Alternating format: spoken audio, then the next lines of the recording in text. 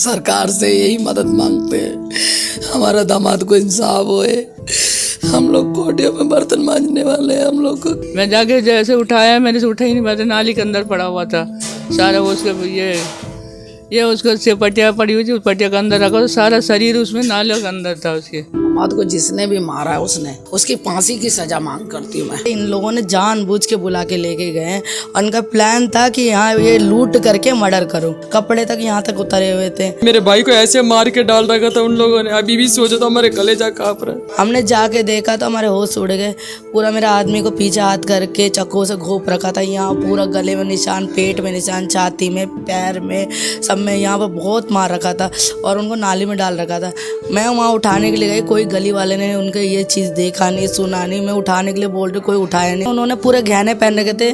6.5 तोले की चेन थी उनकी, लॉकेट था सोने का, 2 अंगूठियाँ थी। उसके बाद हमें हॉस्पिटल लेके गए तो उन्हें 1-2 मिनट के बाद मृत्यु घोषित कर दिया। नमस्कार, मैं ज़ारा, आप देख रहे हैं झलको दिल्ली। इस समय हम नवजीवन कैंप में मौजूद हैं, जहां से मर्डर का एक हैरान करने वाला मामला सामने आया है। एक युवक थे जो कि गोवर्धन पूजा वाली रात को उन्हें कुछ लोग बुलाने के लिए आते हैं, या हम उन्हें उनके दोस्त कह सकते हैं। वो उनको बुलाकर लेकर जाते हैं और फिर वो उसी रात से गायब रहते हैं, घर नहीं लौटते हैं। और अगले दिन जब परिवार उनको ढूंढने के लिए निकलता है तो घर के पीछे ही नाले में उनका शव जो है पाया जाता है, और उसमें साथ ही कई चाकुओं के जो वार हैं उनके शरीर पर भी मिले हैं। तो क्या ये पूरा मामला है, परिवार से बात करके हम आपको दिखाते हैं। उनकी जो बीवी हैं वो हमारे साथ इस समय मौजूद हैं। क्या नाम है मैम आपका? कादम्बरी है मेरा नाम। कब वो गायब हुए, कब आपको पता चला, कैसे ये सब हुआ? 11:30-12 बजे तक तो पटाखे फोड़ रहे थे। मतलब खुश थे, बहुत खुश थे। मम्मी को फ़ोन दिलाया, बच्चों से खुशी थे, सबसे। वो आए, थोड़ी देर के लिए आए, लेटे हुए थे। उन्होंने पूरे गहने पहन रखे थे। 6.5 तोले की चेन थी उनकी, लॉकेट था सोने का, 2 अंगूठियाँ थी, मोबाइल था, जेब में कैश था, 27-28 हज़ार रुपये कैश था। तो वो ये गहने हमेशा पहन के रखते थे? नहीं, दिवाली में 3 दिन ही पहन रखे थे। तो इसके बाद ये आके थोड़ी देर आके लेटे होंगे तो एकदम से ना खटखट की बहुत तेज की आवाज आई। समय उस टाइम लगभग 12:30 से 1:15 के बीच होगा मैम। तो मेरी नंद ने उठ के दरवाजा खोला तो उसने बोला, हाँ भाई क्या हुआ? कह रहा भाई को भेज दो, निरंजन आया बोल दो। उसके साथ 3 लड़के और आए थे। ये निरंजन कौन है मैम? पता नहीं, ये पीछे कहीं रहता है, ये उनका दोस्त ही बोलते हैं, लेकिन ये 2-3 बार आया घर में और इससे ज़्यादा नहीं आया। पीछे ही पड़ गए थे। तो फिर मैं ऊपर आई, मैंने बोला देख ला, वो पीछे ही पड़ गया, निरंजन आया करके बोल रहा है। तो मैंने नीचे जाकर, वो नीचे चले गए। तो मेरे से थोड़ी देर के बाद बोल रहे हैं, कादू तू दरवाज़ा बंद कर ले, मैं आ रहा हूँ करके। जब उन्होंने गहने, सोने, पैसा, फ़ोन सब उन्हीं का, उनको उतारने का भी टाइम नहीं मिला, नहीं तो उतार के रख देते हैं। वो चले गए हैं। फिर उसके बाद ना मैंने कहा मैं तुम्हें फ़ोन करूँगी, टाइम से आ जाना। तो मैंने फ़ोन किया, फ़ोन ही नहीं उठा रहे। तो फिर मैंने ना अपना क्या किया, मैंने बड़ी वाली नंद को लेके मैंने मम्मी को बोला, मम्मी तुम घर पे ही रहो, मैं ज़रा देख के आती हूँ कहाँ गए। बोल रहे हैं अभी तक रात का टाइम हो गया करके, हम ढूंढ रहे थे।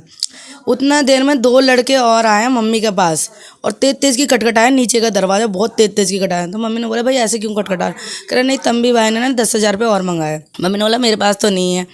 तो उन्होंने कहा तो उसकी बीवी से मंगवा लो। करे उसकी बीवी भी आके बोलेगी, वो भी बोलेगी नहीं है करके। तो मम्मी ने कहा तेरे पास 30-40 हज़ार रुपये हैं, वो कहाँ गए?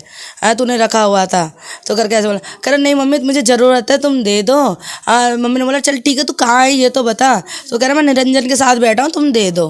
तो मम्मी ने कहा अभी नहीं है, मैं देखती हूँ करके ऐसे बोल के ना उन्होंने, और इतना मतलब एकदम दबी सी आवाज़ थी, मम्मी कह रही थी एकदम दबी सी आवाज़ थी, और फ़ोन झट से काट दिया। और लड़के लोग यहाँ से ना सुनते ही बहुत तेज़ की भागे हैं। तो हम ढूंढते आए थे ना, तो मम्मी ने बताया ऐसे 2 लड़के थे। फिर भी हम ढूंढ रहे, हमें तो पता नहीं कहाँ बैठे कहाँ नहीं है। ये 4:45 बजे की बात है। तो 4-5 औरतें पीछे झुग्गी से आई हैं। तो उन्होंने कहा कि तुम्हारा लड़का ना नाली में पड़ा हुआ है। तो ऐसे करके हमने सोचा शायद पी रखी होगी तो लेटे हुए हैं। तो इन्होंने मम्मी को ने मेरे को बुलाया कि तू आ जा करके, ऐसा हो गया। तो मैं गुस्से में बोल रही, तो पता नहीं लेके गया है, ऐसे पिला के बैठा दिया, वो है, हमें क्या पता ऐसे कर दे। हमने जाके देखा तो हमारे होश उड़ गए। पूरा मेरा आदमी को पीछे हाथ करके चाकू से घोंप रखा था। यहाँ पूरा गले में निशान, पेट में निशान, छाती में, पैर में, सब में यहाँ पर बहुत मार रखा था और उनको नाली में डाल रखा था। मैं वहाँ उठाने के लिए गई, कोई गली वाले ने उनके ये चीज़ देखा नहीं, सुना नहीं। मैं उठाने के लिए बोल रही, कोई उठाया नहीं। मेरे साथ जाके हमारे भाई लोगों को बुला के लेकर आए। क्या पास के लोगों ने आपकी मदद नहीं की? बिल्कुल नहीं करी, बिल्कुल उस गली में किसी ने मदद नहीं करी। और इतना बड़ा हादसा हुआ, किसी को सुनाई तक नहीं दिया होगा, किसी ने कोई मदद नहीं करी। पुलिस इन्वेस्टिगेशन भी ढंग से नहीं हुई है। है ना। उन्होंने किसी घर वालों से पूछा कि क्या हुआ क्या नहीं हुआ, अब बस आए चले गए, बस यही किया। अब हमको इतना दिक्कत हुआ कि हम लोग, मैं उठा नहीं पा रही हूँ, मैं सबसे गिड़गिड़ा रही हूँ कि मेरे आदमी को तो उठा दो, चलो फ़ोन नहीं करे कुछ नहीं करे, कम से कम उठा दो। तो किसी ने नहीं उठाया, हेल्प नहीं करी। फिर मेरी सास मेरी नंद आ गए, हम तीनों नोटा, फिर लड़के लोग सारे वो लेके बाहर गए। हमने सोचा कुछ जान बची है करके, पहले हमने उनको हॉस्पिटल ले जाना ज़रूरी समझा। उस बीच में मेरी लड़की ने फ़ोन कर दिया था पुलिस वालों को, तो पुलिस वाला मेरे दामाद था, तो मेरे को इतना पता नहीं था उसने क्या बयान दिया क्या नहीं दिया। उसने ये बोला कि हाँ मेरे को 9:30 बजे बोल रहे थे कि जुआ खेलने गए हैं करके। वो 9:30 जो बोले हैं ज़रूर, लेकिन वो गए नहीं थे, वो बाहर ही पटाखे फोड़ रहे थे। लड़के लोग बता रहे, लड़के लोग भी हैं सारे, कह रहे भाभी हमारे साथ ही पटाखे फोड़ रहे थे ये। और इसमें ना जूड़ी है, बार बार फ़ोन करके बुला रहा था, भाई गेम शुरू हो गया, आ जाओ गेम। उन्होंने कहा मैं आ रहा हूँ करके ऐसे आ रहा है। वो फिर भी घर पे आके लेट गए थे। इन लोगों ने जानबूझ के बुला के लेके गए और उनका प्लान था कि यहाँ ये लूट करके मर्डर करूँ।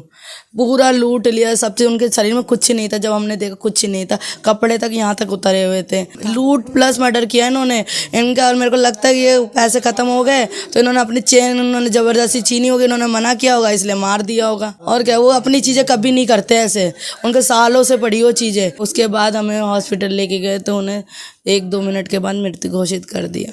और पुलिस वाले इस कार्रवाई में ज़्यादा कुछ ध्यान नहीं दे रहे। मैं एप्लीकेशन दे के आई हूँ, आज मेरा बयान, वो कह रहे आपके दामाद ने बयान दिया। मतलब उनको क्या पता, वो तो आया था, उसको जो बोला वही बताया। मेन बात तो हमें पता, आपने मेरे से क्यों नहीं बयान लिया। कह रहे आप आए थे दिया नहीं, मतलब आपको पूछना चाहिए, हम तो इतना हालत में थे ही नहीं। उस दिन मेरा आदमी की बॉडी आ रही है, आप मेरे को बुला रहे हो, मैं क्या इस हालत में होंगी जो बयान दे सकूँ, आप बताओ। तो आज मैंने जाकर ज़बरदस्ती करवा के आई हूँ। उसमें भी बोल रहे कि वो गवाह कुछ और बोल रहे। आप कुछ भी बोला, आप तो अपने गवाह भी खड़ा कर दो। वो गवाह आज होंगे कल नहीं होंगे। मैंने जो देखा, मैंने जो मेरे घर से लेके गया उसका गवाह बनाओ। मेन आरोपी हैं उनको तो आप जानती हैं। हाँ, तो मैं उनका जानती नाम आपने अब लिखवाया? हाँ मैंने लिखवाया, लेकिन लिखा नहीं उन्होंने। पुलिस वालों को भी पता किसने किया, लेकिन उसका नाम लिखा नहीं। अभी भी एफआईआर में आपको दिखा दूंगी, उसमें किसी का भी नाम नहीं है। नाम क्यों नहीं लिख रहे हो? पता नहीं मैम क्यों नहीं लिख रहा। आज मैंने खुद, आप जानती हैं कौन लोग आए थे बुलाने, कौन लोग फोन कर रहे थे, तब भी इस कार्रवाई नहीं हो रही? नहीं मैम, नाम तो आ ही नहीं रहा है। तो जो लोग थे जो बुलाकर लेकर गए थे वो कहाँ हैं? वो गायब हैं या फिर उन्हें गिरफ्तार किया गया? 4 लोगों को गिरफ्तार किया, लेकिन निरंजन को अभी तक गिरफ्तार नहीं किया है। तो ये पहले से आपके हस्बैंड को जानते थे? मैम सभी जानते थे मैम। नहीं, उनके साथ आना जाना या खेलना वेलना ये सब रहता था? हाँ है, निरंजन को तो मैंने पक्का देखा ही है। अभी आप क्या चाहती हैं मैम, क्या कार्रवाई होनी चाहिए? मैम मैं ये चाहती हूँ इनके पास लूट प्लस मर्डर का केस लगाया जाए, ताकि ये छूटे ही ना। मैं ये चाहती हूँ, आजकल पैसों के दम पे ना छूट जाते हैं मैडम। हम लोगों के पास इतना पैसा नहीं है जो हम आगे तक केस लड़े या कोर्ट कचहरी के धक्के का। हम भी रखेंगे वकील, हमारी जितनी बस की होगी उतना रखेंगे कि ये लोग बिल्कुल ना छूटे। खाली 302 ही नहीं लगनी चाहिए, इनके पास लूट प्लस मर्डर का केस लगना चाहिए। मैं ये चाहती हूँ। सब सुन रहे, निरंजन नहीं किया, उसको मैं फांसी की सज़ा चाहती हूँ।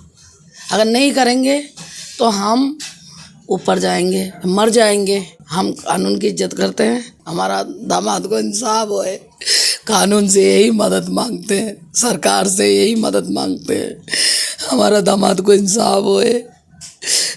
हम यही चाहते हैं मैम, और कुछ नहीं चाहते।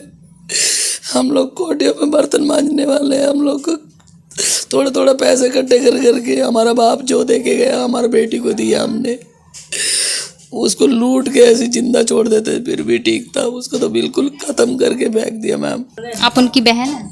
जी मैम। आप ही ने गेट खोला था रात? जी मैंने ही खोला था। इसके पीछे आप मुझे बताओ, कोई खास मकसद उनका जो आपको पता हो, या पहले कभी लड़ाई हुई हो, कोई दुश्मनी, या बस लूट का केस?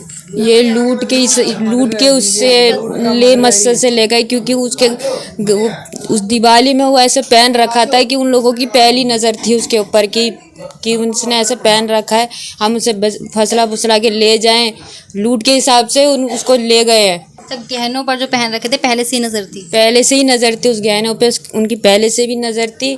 और वो थोड़ा बहुत जो मदद करता था लोगों की, बहुत मदद करता था लोगों की मदद करते हैं, गरीबों की मदद करता था जी। जो भी उसका है, जो भाई है हमारे लिए सब कुछ है, मेरे लिए सब, मेरा वो है, मेरा खुद है। इतना भीड़ था उसके मरने में, इतना भीड़ था, किसी का मन नहीं बहका। मेरे बूढ़े माँ बाप को, मेरी भाभी को, उनके बच्चों को, हम लोग को सबको अनाथ करके चले गए। वो थोड़ी ना रो रहे हैं, हम लोग रो रहे हैं अभी अभी इस टाइम हम लोगों का आत्मा जल रही है। उन लोगों को क्या है जी, उन लोगों को तो कुछ भी नहीं है। मेरे भाई को ऐसे मार के डाल रखा था उन लोगों ने, अभी भी सोचो तो हमारे कलेजा काँप रहा है। अब हमारे लिए कौन सहारा है, सहारा देने वाला ही गया हमारा। तो जैसा कि आपने देखा साफ तौर पर जो पूरा मामला है लूट का बताया जा रहा है, क्योंकि युवक ने जो है दिवाली के टाइम से ही काफ़ी सारे सोने के गहने पहन कर रखे हुए थे और उसके आसपास ही वो लोगों की जो लोग उनके आसपास हैं उनकी मदद भी कर रहे थे। तो ये उन्हीं के दोस्त थे, उन्हीं के जानने वाले थे जो कि उनको रात में बुलाने के लिए आते हैं और फिर उनके साथ वो जुआ खेलने का कुछ ऐसा बताया जा रहा है। उसमें और पैसों की ज़रूरत पड़ती है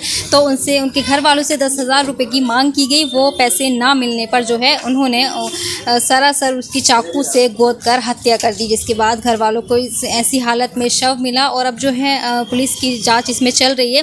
बताया जा रहा है कि 4 आरोपी अभी तक गिरफ्तार हो चुके हैं, लेकिन जो मेन आरोपी है वो अभी फरार चल रहा है। तो आप देख सकते हैं कितनी छोटी छोटी बातों पर और किस तरह से सरेआम दिल्ली में लूट की और हर दिन ऐसी इस तरह की आपराधिक घटनाओं को अंजाम दिया जाता है और जिसका अंजाम जो है ऐसे परिवारों को भुगतना पड़ता है। ना इनमें कोई सख्त कार्यवाही देखने को मिलती है और ना ही ये अपराध थमने का नाम ले रहे हैं। इस पूरे मामले पर आपकी क्या राय है वो भी हमें कमेंट सेक्शन में ज़रूर बताएं। साथ ही साथ वीडियो को ज़्यादा से ज़्यादा शेयर कीजिएगा, क्योंकि परिवार की यही अपील है कि दोषियों को इस समय कड़ी से कड़ी सज़ा मिलनी चाहिए। कैमरामैन वेदांत के साथ मैं ज़ारा, झलको, दिल्ली।